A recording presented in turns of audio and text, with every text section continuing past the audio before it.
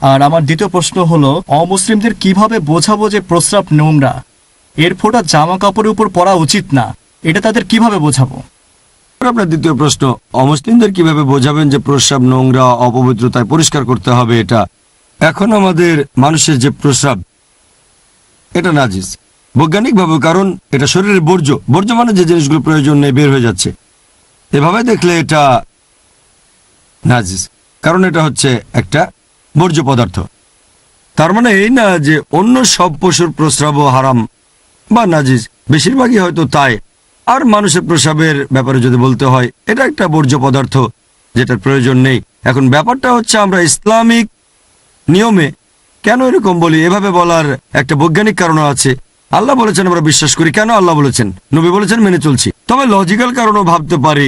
আমরা যখন প্রকৃতিটাকে সাড়া দিই, সবসময় পানি ব্যবহার করি অথবা প্রসবের ফোঁটা মুছে ফেলি। কেন? প্রথম কারণ মুসলিমের খতনা দেওয়া থাকে।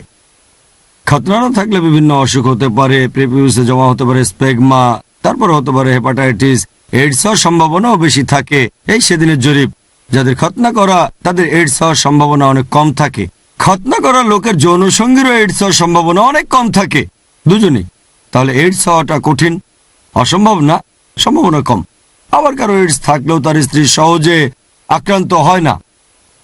আমেরিকা জরিপ চালিয়েছিল একটা উগান্ডায়, স্বামীর যদি এইডস থাকে আর যদি খতনা করা না থাকে, 85% স্ত্রীর এইডস হবে, খতনা থাকলে সেটা হবে 15%। এই হচ্ছে অনুপাত। এটা একটা রিসার্চ, কতটা সত্য সেটা জানি না, তবে বিজ্ঞানে প্রতিষ্ঠিত একটা সত্য। খতনা দেওয়া থাকলে বিভিন্ন রকমের যৌন রোগ হওয়ার সম্ভাবনা অনেক কম থাকে।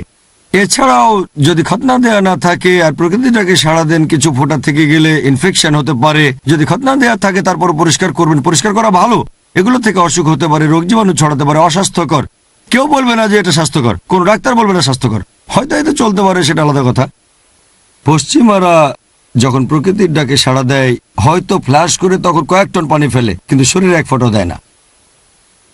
ঠিক? তাহলে ইসলাম স্বাস্থ্যকর ধর্ম, বৈজ্ঞানিকভাবে আধুনিক, এভাবে আপনি তাদের বোঝাতে পারেন। আশা করি উত্তরটা